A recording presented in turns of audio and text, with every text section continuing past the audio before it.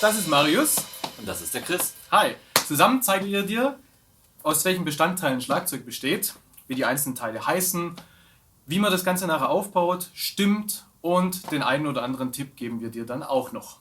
Der Marius fängt jetzt mal an und erzählt dir mal ein bisschen zu den Teilen, die hier alle so rumliegen.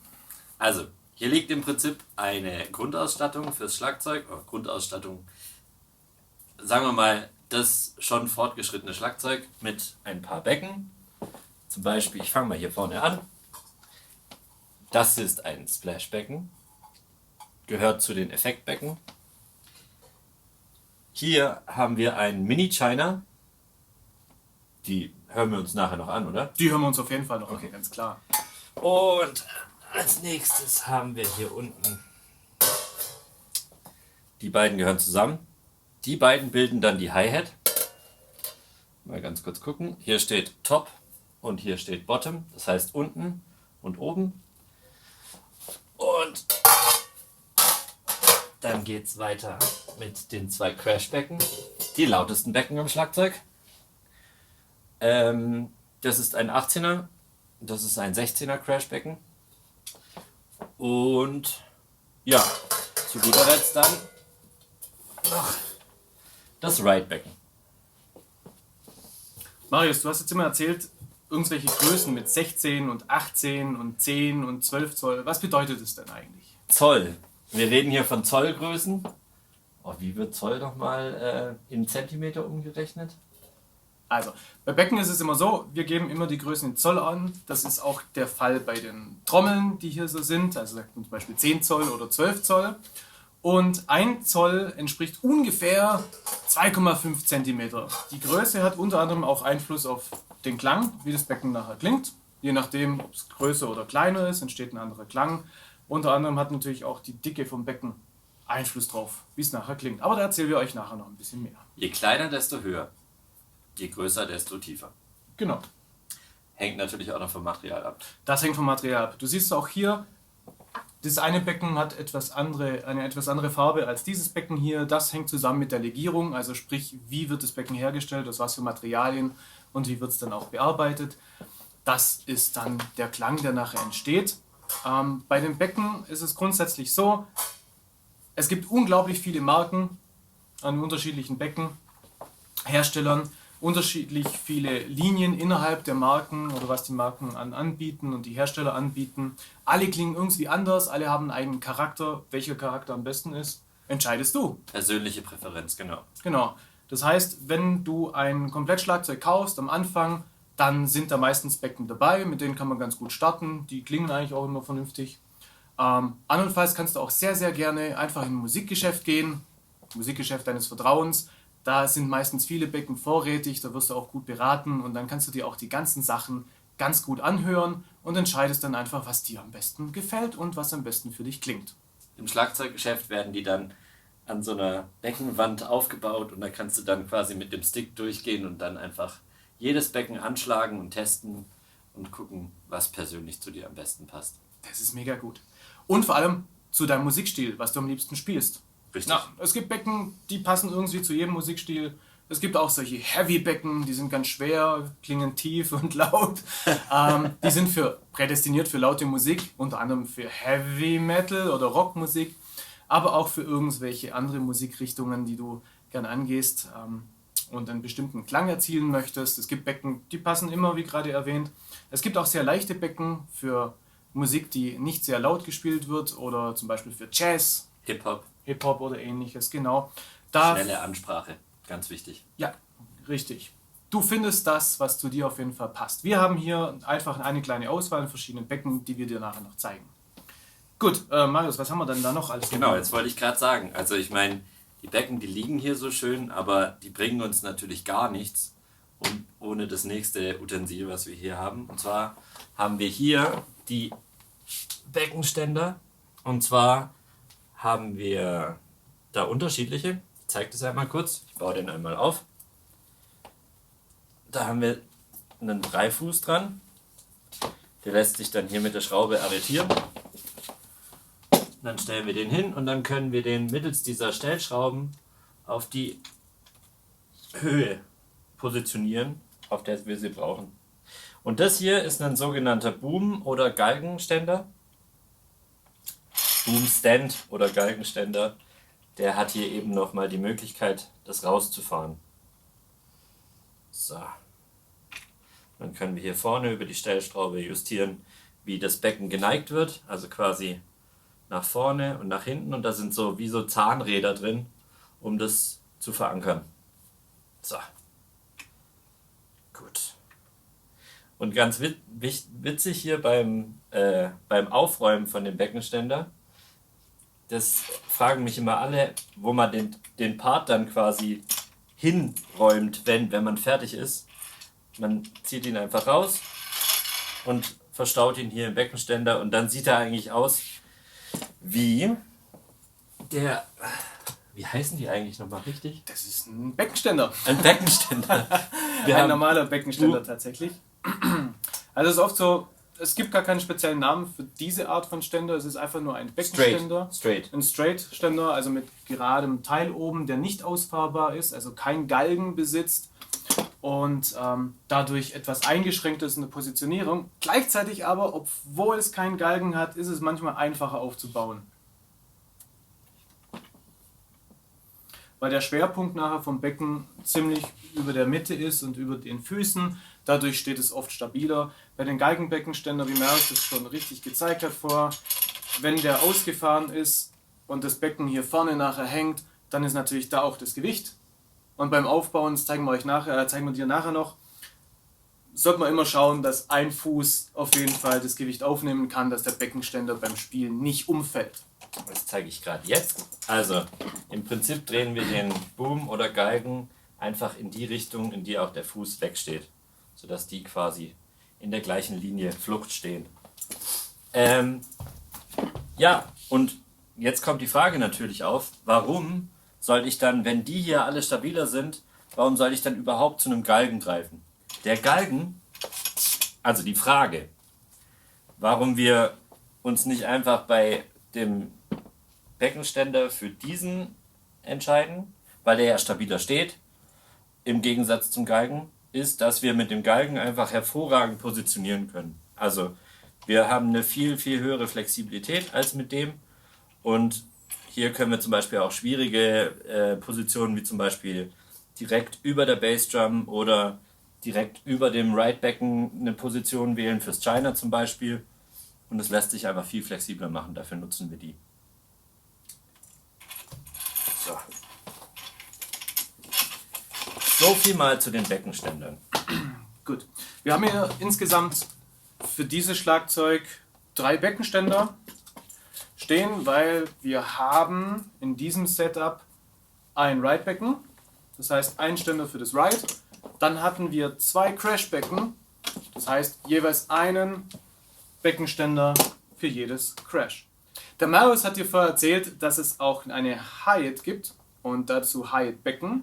Das sind 2 Becken, die gegeneinander montiert werden, also eins unten und eins oben. Und dafür brauchen wir natürlich auch einen Ständer. Den zeige ich gerade mal.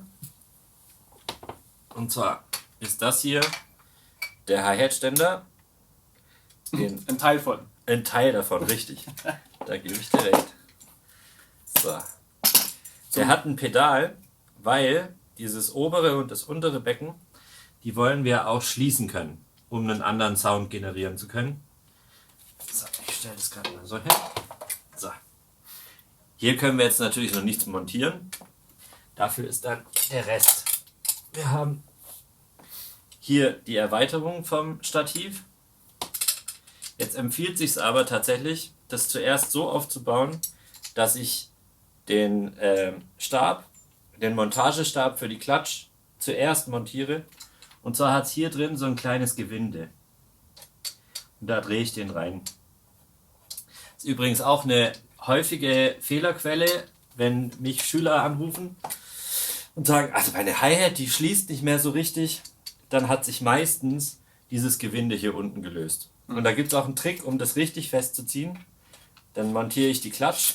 Die Klatsch, die ist quasi die Befestigung für das obere Becken. Montiere ich hier oben, ziehe sie fest zu und dann drehe ich mit der Klatsch das Gewinde zu. So. Genau. Achte nur darauf, dass du nicht zu fest ziehst, dass sich die Stange hier nicht verbiegt oder verwindet und das Gewinde dann entsprechend beschädigt oder die Stange nachher krumm ist, weil die sollte ja möglichst schön gerade laufen, damit du eine gute Kontrolle über die beiden Hightbecken nachher hast. Und du siehst, hier gibt es noch eine Aufnahme mit einem Pad hier drauf. Da liegt nachher das untere Hightbecken drauf. Genau. Und hier haben wir auch noch eine Stellschraube.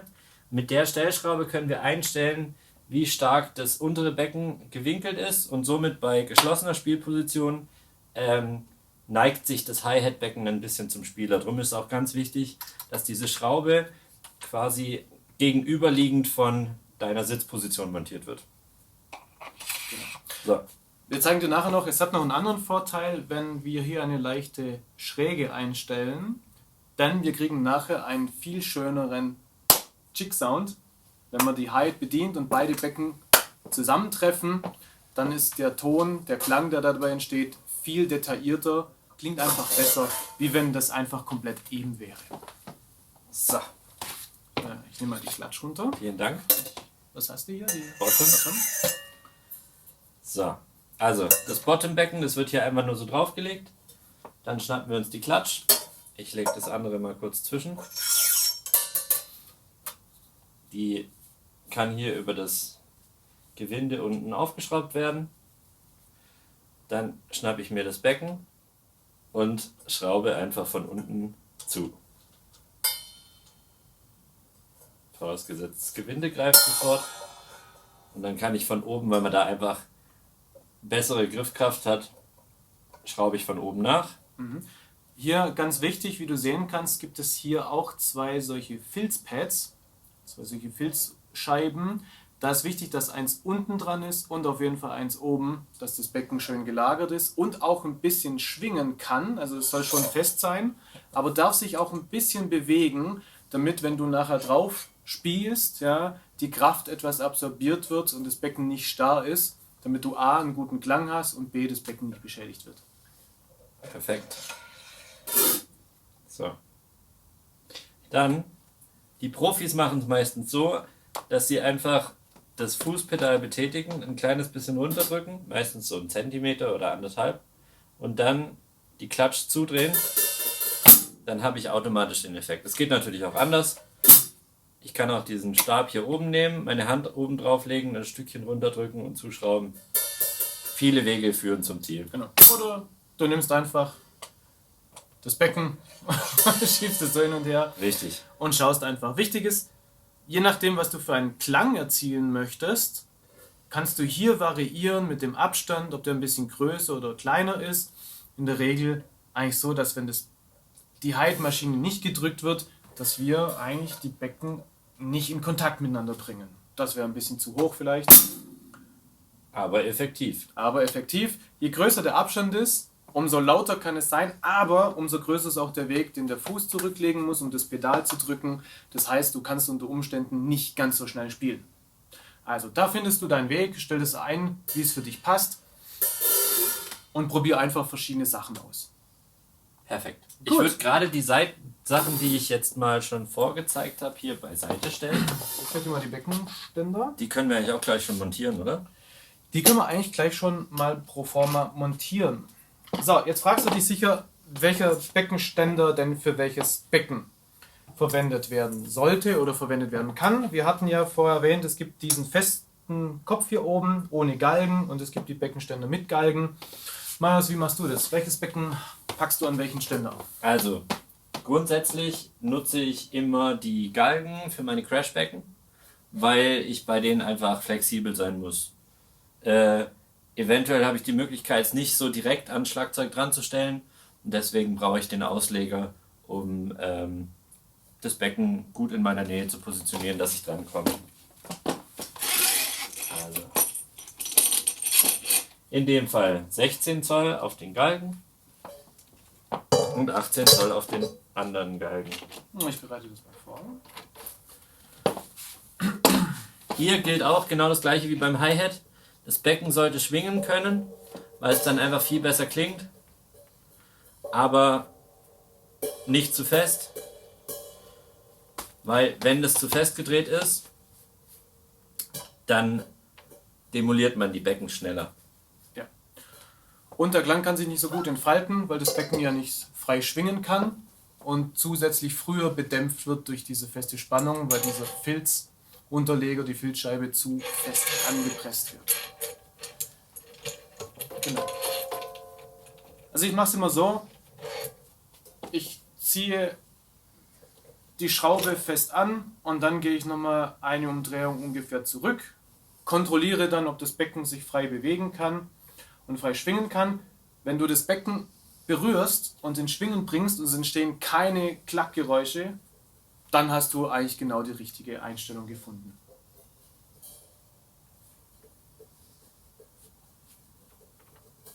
Perfekt. Wunderbar.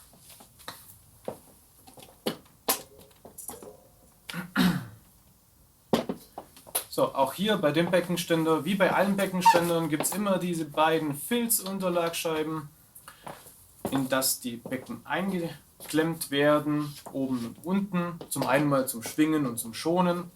Und, hoppla. Wenn du genau hinschaust, dann kannst du sehen, das ist die Aufnahme. Da liegt das Becken nachher drauf. Und wir haben hier eine Plastikhülse, die durch das Loch vom Becken durchgeführt wird. Das ist dazu da, dass das Becken, das Metall vom Becken nicht an der Schraube, am Gewinde hier, beim Beckenständer selbst dann hin und her kratzt, weil das würde ja Störgeräusche geben, unter anderem auch das Becken kaputt machen. Aus dem Grund haben wir hier dann immer diese Auflage, diese Gummi, ja, beziehungsweise Plastik, je nachdem, was es für ein Ständer ist, an dem nachher das Becken schön gelagert sein kann. Gut, dann packen wir da mal das Ride-Becken drauf. Und wir positionieren es ein bisschen niedriger. Nicht so hoch wie die anderen. Das ist aber auch wieder persönliche Präferenz. Also ich spiele das Ride-Becken gerne etwas niedriger. Einfach um die Sounds gut, die ich benutzen möchte beim Ride, um die gut zu treffen. So, hier auch wieder das gleiche wie bei den Crashbecken. Anziehen und dann auf jeden Fall lockern und kontrollieren, ob das Becken frei schwingen kann. Wenn es frei schwingt, hast du die richtige Einstellung gefunden.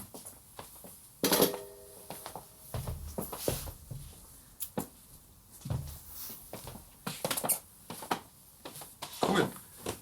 So, jetzt haben wir schon einiges besprochen. Wir hatten ein paar Beckenständer, wir haben einige Becken mal angeschaut und schon montiert gemeinsam. Jetzt haben wir hier noch mehr Zeugs rumliegen, das zum Schlagzeug dazugehört. Die Effektbecken, die jetzt noch am Boden liegen, die haben wir mal da, um dir die zu zeigen, dass es die auf jeden Fall gibt. Die Effektbecken sind nicht essentiell, um Schlagzeug zu spielen. Du kommst immer zurecht ohne Effektbecken. Wie der Name schon sagt, Effektbecken sind dazu da, dass du manchmal ein besonderes Highlight setzen kannst in deinem Spiel. Hier mal einen Akzent oder hier mal einen Zwischenbeckenschlag, um einfach den Rhythmus, den Groove, den du spielst, vielleicht interessanter zu gestalten oder mit mehr Klängen zu füllen. Aber wie gesagt, es ist kein Muss, Effektbecken zu haben. Deswegen räumen wir die jetzt einfach mal kurz auf die Seite. Ja. So, als nächstes wollen wir uns mal den Trommeln widmen. Trommeln sind diese Instrumente hier. Ich nehme einfach mal eine Trommel hoch. Das hier ist ein Tom, sagt man dazu. Also eine Trommel. Die Trommel gehören zu den Membranophonen. So würde man das in der Musikwissenschaft sagen. Das Instrument ist ein Membranophon, weil es gibt eine Membran und die Membran ist hier das Schlagfell. Auf dem Schlagfell spielst du nachher mit dem Stock und erzeugst dann den Klang. Und wenn ich so eine Trommel habe, Trommeln haben eigentlich immer den gleichen Aufbau. Es gibt einen Korpus, zylinderförmig, und wir haben ein Fell oben und ein Fell unten. Zu dem oberen Fell sagt man Schlagfell. Das untere Fell nennt man meistens Resonanzfell. Und die Felle sind an dem Korpus mit dem Spannreifen montiert. Ja, manchmal sagt man Rim dazu, Spannreifen. Gibt es verschiedene Begriffe. Rim und Spannreifen ist eigentlich die gängigste Bezeichnung für den Ring, der hier oben ist. Gar nichts hinzuzufügen. Wunderbar. Okay, und du kannst hier sehen, dass es hier solche Befestigungen gibt. Das sind die Spannböckchen, sagt man dazu, ein Spannbock. Und hier ist eine Schraube. Die Schraube ist hier oben durchgeführt, am Rand durch den Spannreifen und ist dann hier festgemacht an dem Korpus. Mit den Schrauben schraube ich das dann fest und dadurch sitzt der Spannreifen fest am Korpus und drückt das Fell entsprechend an. Und über diese Schrauben, die man Spannschrauben nennt, kann ich das Fell mehr oder weniger stark spannen und dadurch den Klang von der Trommel entsprechend verändern. Grundsätzlich spanne ich stärker an, wird der Ton höher. Spanne ich es weniger stark, wird der Ton tiefer. Dann gibt es hier noch eine Aufnahme für den Ständer. Irgendwo muss ich das Tom entsprechend hinhängen. Dafür gibt es verschiedene Ständmöglichkeiten. Bei den meisten Schlagzeugen ist es ein Tom-Halter, welcher an der Bassdrum nachher montiert wird. Und auf der Bassdrum befindet sich der Tom-Halter und das Tom kommt dann entsprechend hier so dann dran. Das zeigen wir dir auch gleich. So, also das wäre mal eine Tom. Du siehst hier, das ist die kleinste Tom, die hat 10 Zoll im Durchmesser. Das wäre mal Nummer 1. Dann haben wir eine weitere Tom, die ist etwas größer. Das hier ist eine 12 Zoll Tom. Du kannst es hier im Durchmesser sehen, im Vergleich. Kleine Tom, etwas größere Tom. Je kleiner die Tom ist, umso höher ist der Ton grundsätzlich. Je größer die Tom ist, umso tiefer ist der Ton. Aus diesem Grund haben wir hier schon mal 2 unterschiedliche. Und wie du sehen kannst, sind die beide ausgestattet mit so einer Hängevorrichtung, wo ich es dann aufhängen kann. Aus dem Grund sagt man zu diesen Toms auch Hängetoms.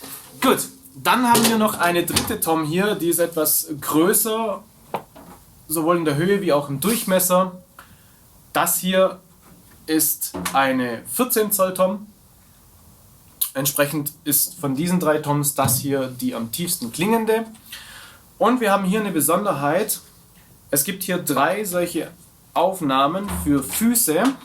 Die kommen da dann nachher dran. Und dieses Tom steht dann nachher auf dem Boden und aus dem Grund ist das eine Standtom. Genau. Perfekt. Der Marius montiert mal die Füße. Wenn du das Set komplett neu aufbaust oder du hast es abgebaut gehabt, weil du irgendwo im Proberaum warst oder in deinem Übungsraum, bei einem Konzert etc. und du hast es demontiert, ist eine Möglichkeit, jemand hält es so wie ich gerade. Oder aber du platzierst es einfach umgedreht auf den Kopf zunächst und kannst dann ganz entspannt die Tom-Füße anbringen.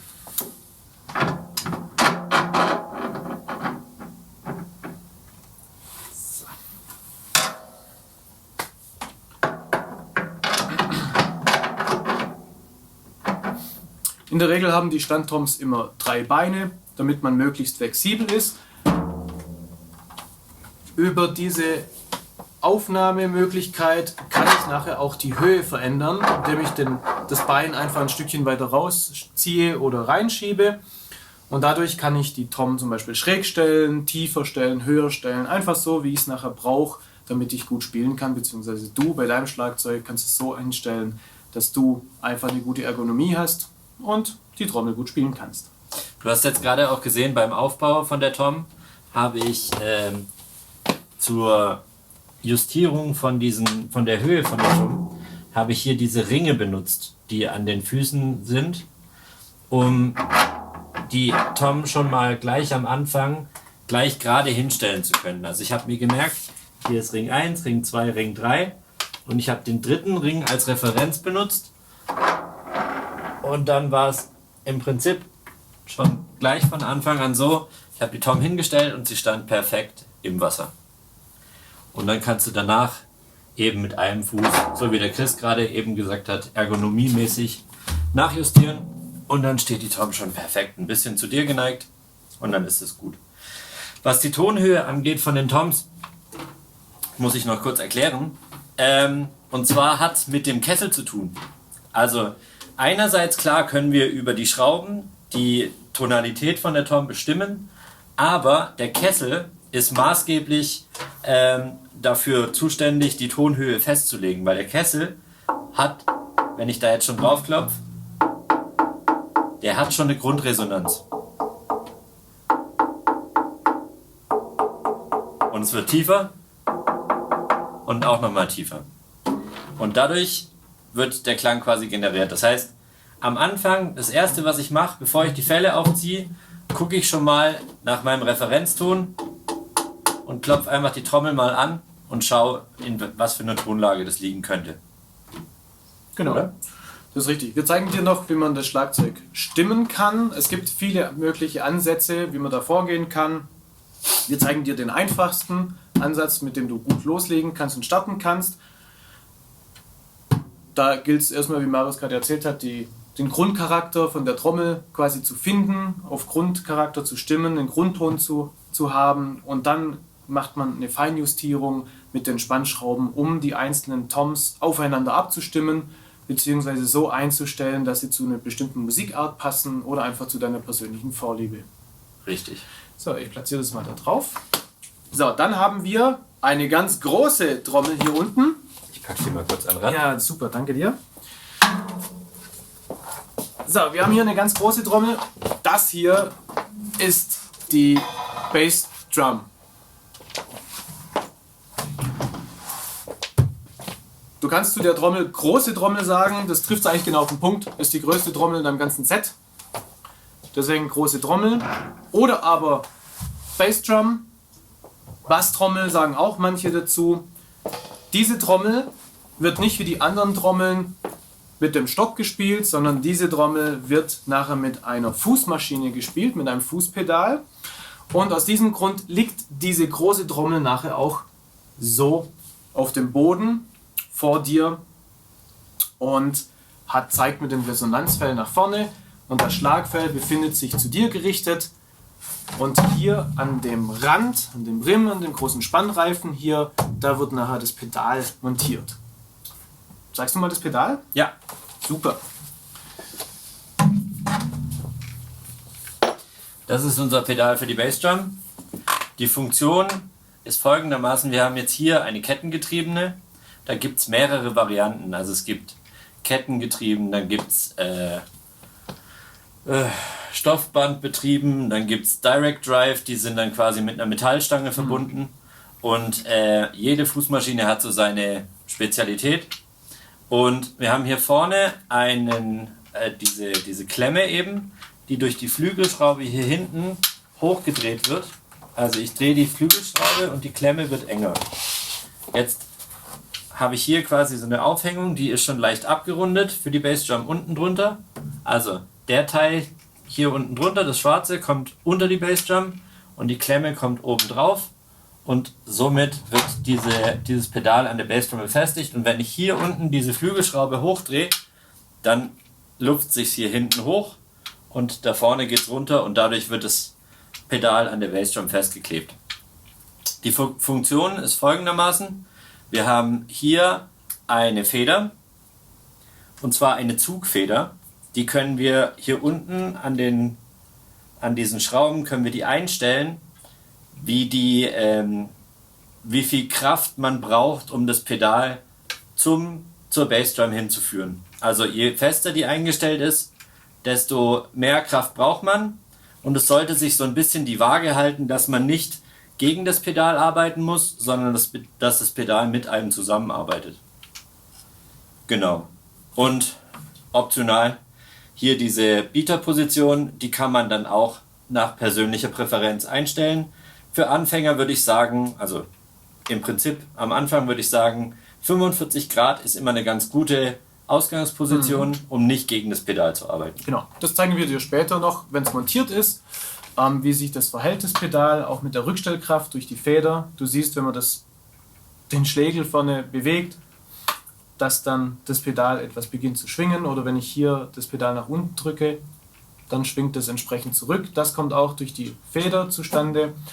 Das brauchen wir auch, weil sonst würde ich einmal drauf treten und der Schlägel wäre am Fell und würde nicht mehr zurückkommen. Das wäre ein bisschen problematisch. Genau. Okay, du kannst hier sehen bei der Bassdrum, hier haben wir einen kleinen Schutzaufkleber drauf. Das ist dafür da, dass das Fell nicht zu schnell abgenutzt wird durch die große Kraft, die eigentlich durch den Schlägel hier bei der Bassdrum beim Pedal entsprechend entsteht. Dann hält das Fell entsprechend etwas länger durch. Nicht nur etwas. sehr viel länger. Deutlich länger. Genau, also das ist auf jeden Fall empfehlenswert. Solltest du das nicht bei deinem Set dabei sein, wenn du eins neu kaufst oder eins gebraucht hast oder schon eins in deinem Besitz sich befindet, dann geh auf jeden Fall hin und organisiere dir so einen Schutzaufkleber und bring den in entsprechenden Positionen an deinem Fell an. Dann hält das Fell entsprechend länger.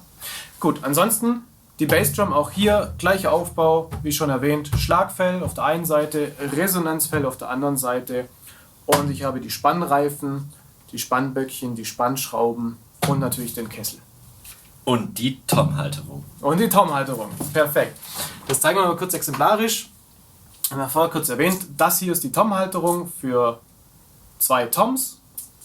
Die wird hier oben einfach eingesteckt, fixiert mit der Schraube und dann kann ich da nachher meine Toms dranhängen.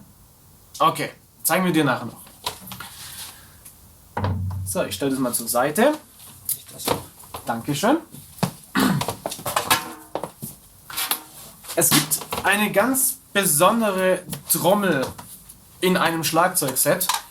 Das ist die hier. Zu dieser Trommel gibt es mehrere Begriffe. Ich kann sagen, es ist die kleine Trommel. Oder die Snare. Oder die Snare. Und der Begriff Snare kommt zustande durch diese Schnarrsaiten. Ne? Die Snares. Entsprechend. Deswegen kann man auch Schnarrtrommel dazu sagen. Ja. Ist eher unüblich. Schnarrtrommel. Schnarrtrommel klingt auch irgendwie komisch. Nee. Wäre korrekt, ist, naja, sagen wir einfach Snare dazu. Das klingt am coolsten. Also das ist die Snare, kleine Trommel. Das ist das Besondere dran, dieser Teppich, wie man dazu sagt, mit den Schnarrsaiten, mit den Snares. Die erzeugen diesen ganz charakteristischen, typischen Klang einer Snare Drum. Ich spiele dir mal kurz vor mit dem Finger. Du hörst, es klingt anders als eine Tom. Du hörst dieses Surren dabei und dieses Schnarren, das kommt durch die hier zustande. So, bei der kleinen Trommel, gleicher Aufbau wie alle anderen zunächst auch. Ich habe ein Schlagfell, ich habe ein Resonanzfell, ich habe die Spannreifen, Spannböckchen, Stimmschrauben, Spannschrauben und jetzt eben dieser Teppich. Und dieser Teppich hat hier eine Vorrichtung, das ist eine Hebelvorrichtung. Und zwar gibt es da einen Hebel dran. Wenn ich diesen Hebel nach unten bewege, Haben wir eine Tom. haben wir so eine Art Tom. Du hörst, es klingt fast so wie eine Tom, ist hier sehr stark gespannt, deswegen relativ hoch. Aber das Schnarren ist weg, das Typische, was so eine Snare hat. Und du siehst auch hier unten vielleicht etwas, wie der Teppich abgehoben wurde und nicht mehr das Resonanzfell berührt und dadurch auch nicht mehr so stark zum Schwingen angeregt wird und dadurch der Klang sich verändern kann. Schiebe ich den Hebel wieder nach oben, dann wird der Teppich wieder ans Fell gepresst, an das Resonanzfell und ich habe wieder den typischen Snare-Sound. Okay, hier gibt es noch so eine kleine Drehschraube. Wenn ich die Drehschraube etwas anziehe oder löse, dann bestimme ich, wie stark der Anpressdruck ist und verändere auch da zusätzlich den Klang. Okay, so, jetzt kann ich das nirgendwo hinhängen, also brauche ich dafür auch einen Ständer. Ganz kurz noch dazu. Klar. Der Klang von dem Teppich wird insofern geändert, je schwacher das angezogen ist, desto länger klingt die Snare. Und wir können es mal kurz simulieren. Schon klingt sie länger aus. Und wenn wir eher eine kurze, knackige Snare haben wollen, dann drehe ich das fest. Und dadurch entstehen aber auch wieder mehr Obertöne auf dem oberen Fell. Weil das untere mehr abgedämmt wird und dadurch klingt die Snare resonanter. Richtig. Und je nachdem, welche Musikart du spielst, kannst du da beeinflussen, wie die Snare denn klingen soll, wie sie zum Rest der Musik passt. Genau. Jetzt kurz dazu, wie wir die montieren. Und zwar haben wir hier den sogenannten Snare-Ständer. Und zwar steht der auch auf dem Boden, wie die Floor Tom, allerdings mit einem einzigen, weil wir nicht so viel Platz zur Verfügung haben, um das mit 3 Füßen zu machen. Also wird der mittig gehalten und zwar auf so einem Kronenstativ. habe ich quasi hier diese 3 Arme mit den Aufhängungen und dann kann ich hier mittels dieser Schraube unten dieses System öffnen oder schließen. Geht ganz einfach. Und jetzt legen wir diese Snare da einfach rein. So. Jetzt sind wir ein bisschen zu weit auseinander. Das passiert öfter mal. Und dann lupfe ich die Snare so leicht an und ziehe währenddessen zu, sodass sie auch überall anliegt. Wichtig ist, dass die Snare gleichmäßig auf der Gummierung der Halterung liegt, dass es da zum einen zu keinen Beschädigungen kommt und zum anderen, dass es etwas schallisolierend gelagert ist, dass sich der Klang nicht zu stark auf das Stativ überträgt und auf den Boden und das dann alles mitresoniert, sondern dass der Klang der Snare möglichst alleine zustande kommt und in sich entsprechend klingt. Und frei schwingen kann, genau. Genau. So, Gut. jetzt ist die Snare aufgebaut, dann würde ich die mal... Jetzt ist die Snare aufgebaut mit der Einstellung von der Höhe etc. Kommen wir später im Ergonomie-Teil dazu.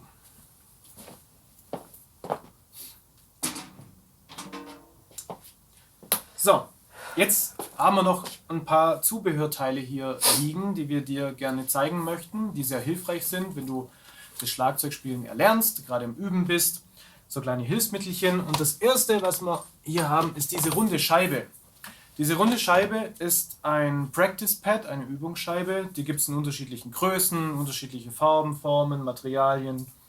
Auch hier, wenn du die Gelegenheit hast, geh in ein Musikgeschäft, probier verschiedene aus, schau, welches dir am besten liegt, auch von der Größe her und natürlich auch von der Optik.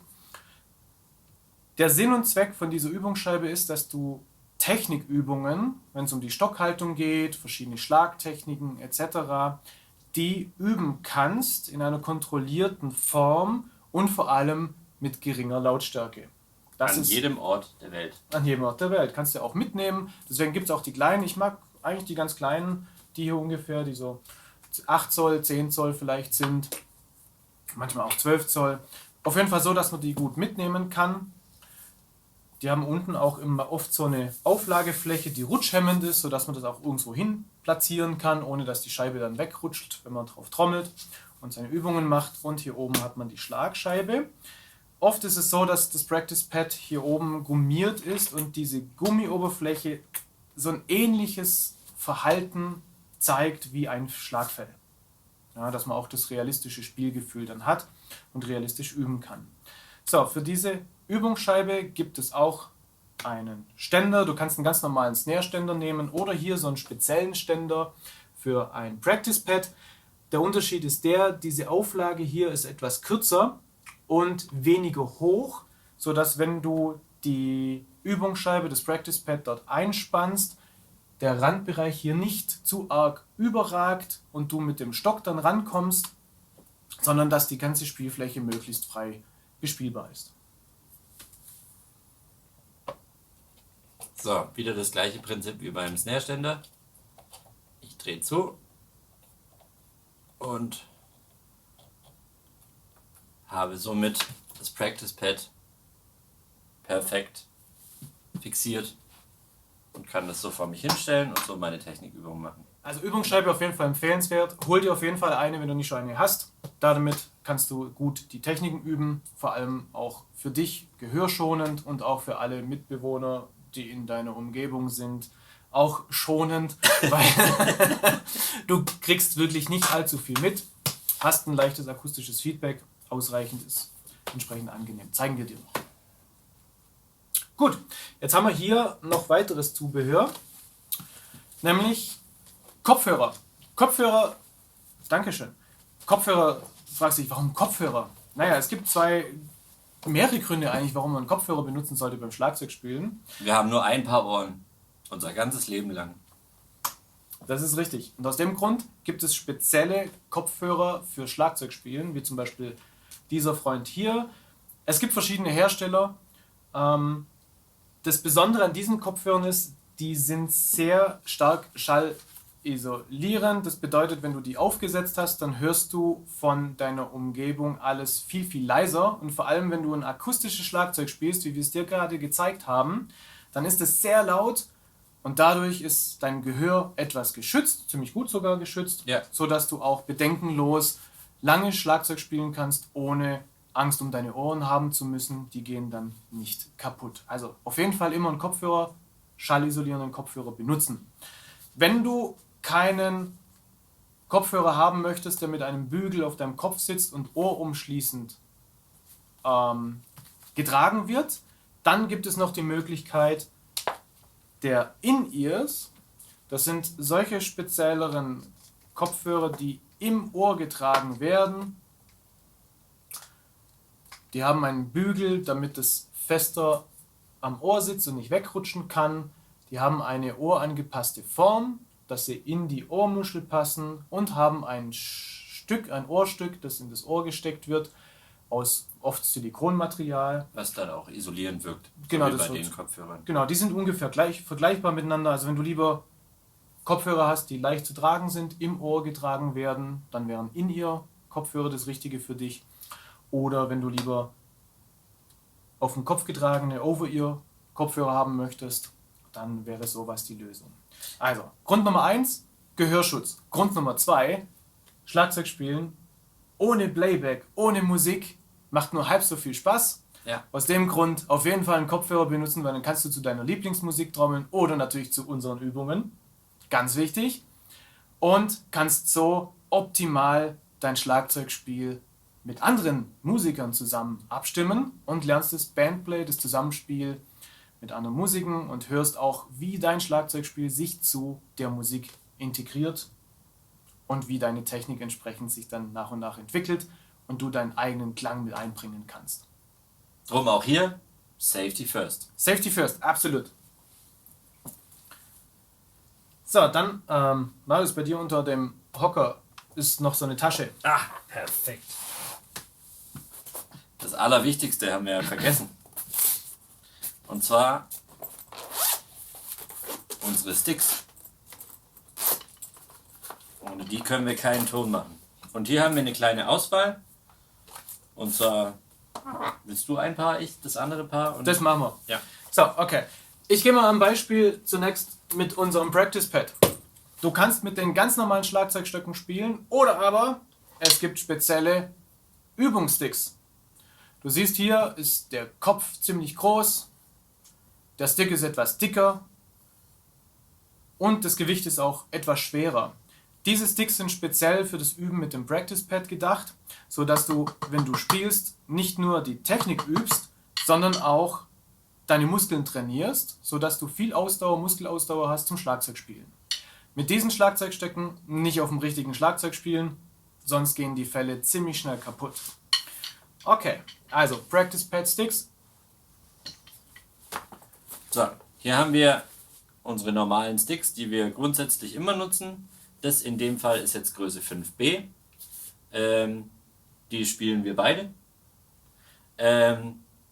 Allerdings würde ich jetzt zum Beispiel bei jüngeren Spielern darauf achten, dass wir 5A oder 7A spielen. Also bei den Sticks ist es immer folgendermaßen: Je kleiner die Zahl vorne ist, desto breiter sind die Sticks. Also wenn wir jetzt 2B haben, das sind 2B, richtig? Die sind ungefähr wie 2B. Ungefähr Richtig. wie 2B, genau. Und das sind 5B, die sind etwas dünner.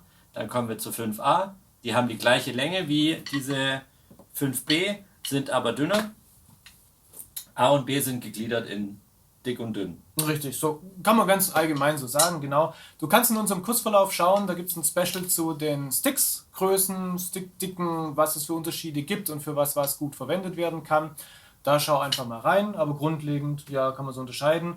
Es gibt längere und kürzere Sticks, es gibt vom Durchmesser her dickere oder dünnere und je nachdem, was dir besser liegt, in deine Hand passt, das ist auch der richtige Stick für dich dann entsprechend. Genau, und beim Switchen von diesen Practice Sticks auf die normalen Sticks fühlt sich fast an, als wäre man im Urlaub, gell? Ja, richtig, genau. Also man macht die ganzen Übungen zu Hause mit diesen Practice Sticks und dann fällt es einem irgendwann mit den Sticks leicht, dann wechselt man auf die Sticks und dann fällt es einem noch leichter und das ist natürlich der Effekt von den Practice Und dann Sticks. fliegt man natürlich über die Trommeln, kann schön die Figuren spielen und hat den entsprechend den umgesetzten Trainingseffekt.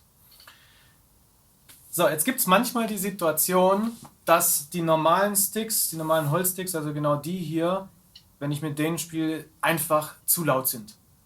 Und dafür gibt es auch eine spezielle Lösung, nämlich diese Freunde hier. Die Hot Rods. Das Gute ist, mit denen kann ich meine Lautstärke wirklich drastisch ändern.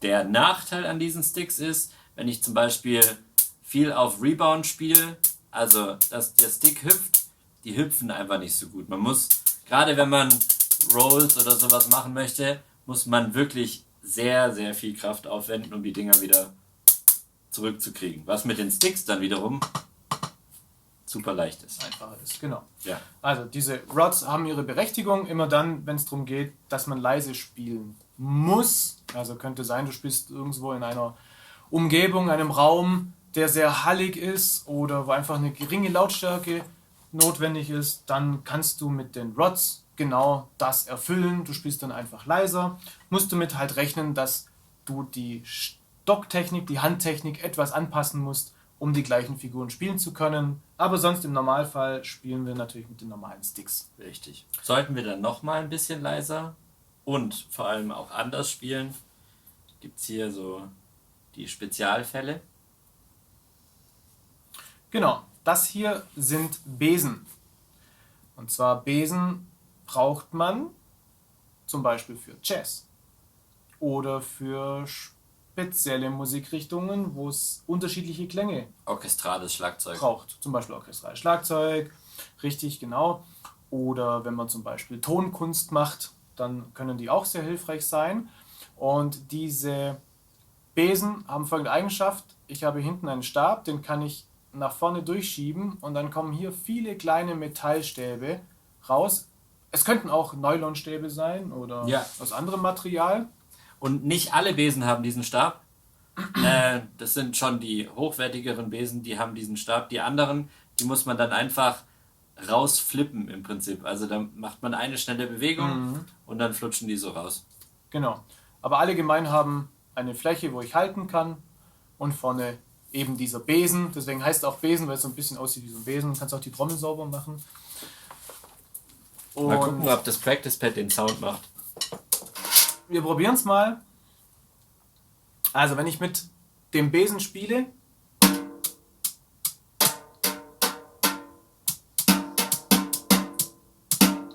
genau, klingt es erstmal auf jeden Fall leiser. Auch interessant, weil du mehrere einzelne Ministöcke hast, die auf der Trommel auftreffen und dadurch auch ein anderer Klang entsteht. Und mit dem Besen sagt man auch Besen dazu, weil ich solche Wischbewegungen machen kann. Holst du mal das näher? Musste noch kurz sauber machen. Ist gut. So, genau. Also ich kann mit dem Besen schlagen.